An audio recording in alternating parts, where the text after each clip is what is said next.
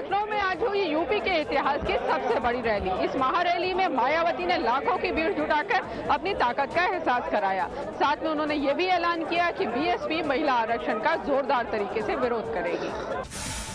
इसके विरोध में हमारी पार्टी द्वारा अगले महीने 14 अप्रैल को बाबा साहब डॉक्टर अम्बेडकर की जयंती के मौके पर देश के हर जिला हेडक्वार्टर व स्टेट हेडक्वार्टर में एक दिन का धरना प्रदर्शन भी किया जाएगा।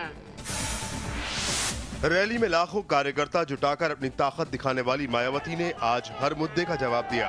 आधे घंटे से भी लंबे उनके भाषण में ज्यादातर वक्त निशाने पर रही कांग्रेस। बहुजन समाज के महापुरुषों की मूर्तियां लगाए जाने पर कांग्रेस के एतराज पर मायावती ने कांग्रेस को अपने गिरेबान में झांकने की हिदायत दी। जब ये कांग्रेस पार्टी अपनी सरकार में अकेले अपने गांधी नेहरू परिवार के नाम पर देश के कोने कोने में सरकारी करोड़ों अरबों रुपयों की लागत से अनेकों स्मारक, संग्रहालय, मूर्तियां व पार्क आदि बड़े पैमाने पर स्थापित करवाती है, तो तब इस पार्टी को देश में गरीब जनता के उत्थान की याद नहीं आती है। बीएसपी सरकार द्वारा लगाई जा रही मूर्तियों और स्मारकों पर उठाए जा रहे सवालों से मायावती काफी खफा दिखीं। क्या अपने देश में क्या ऐसा कोई कानून है जो जीवित हस्तियों की प्रतिमा व मूर्ति लगाने पर रोक लगाता है, या फिर हमारे देश में किस कानून में ये लिखा है वासी हुए हस्तियों की मूर्तियां लगाई जाएंगी और जीवित हस्तियों की मूर्तियां नहीं लगाई जाएंगी। यही नहीं, अंबेडकर और काशीराम के स्मारक स्थलों पर लगाई गई हाथियों की मूर्तियों पर विरोधियों समेत चुनाव आयोग की तरफ से उठाई जा रही आपत्तियों का भी मायावती ने यहां जवाब दिया।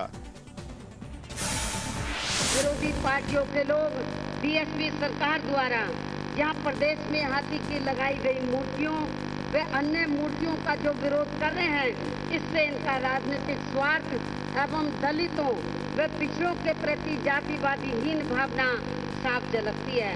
जबकि देश में सभी राजनीतिक दलों की हस्तियों व सिंबल के साथ बराबर का व्यवहार होना चाहिए। पिछले दिनों प्रतापगढ़ में कृपालु महाराज के आश्रम में मारे गए लोगों को मुआवजा देने में देरी के लिए मायावती की काफी आलोचना हुई।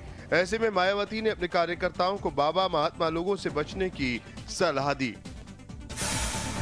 अपने देश में साधु संत महात्मा व बाबा आदि के अंधविश्वासों व कर्म कांडों के जाल में फंसे लोगों को बाहर निकाला जा सके। इस महारैली की तैयारियां पिछले काफी दिनों से चल रही थी। रैली को कामयाब बनाने के लिए पानी की तरह पैसा भी बहाया जा रहा था। विपक्ष का आरोप है कि मायावती ने सरकारी धन इस रैली में बर्बाद किया। विपक्ष के इस आरोप का जवाब मायावती ने कैसे दिया, आइए दिखाते हैं अपनी अगली रिपोर्ट में। कैमरामैन नागेंद्र मिश्रा के साथ रुचि कुमार, इंडिया टीवी, लखनऊ।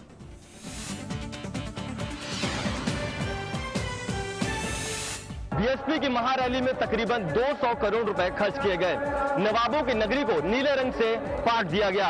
साथ ही बीएसपी की सिल्वर जुबली की रैली को यादगार बनाने के लिए इस जश्न में पैसा पानी की तरह बहाया गया।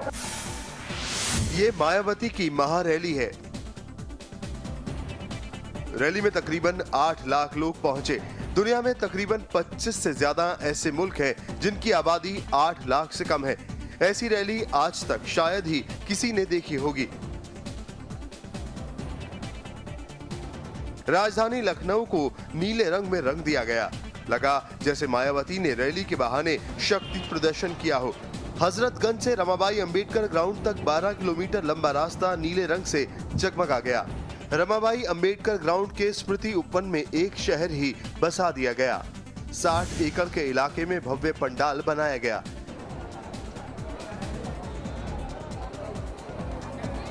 पंडाल के अंदर तमाम राजसी ठाट बाट थे। बहन जी के लिए आज तक का सबसे बड़ा मंच सजाया गया। करीब 1 लाख लोगों के खाने का इंतजाम था। सीसीटीवी से पूरे पंडाल पर नजर रखी जा रही थी।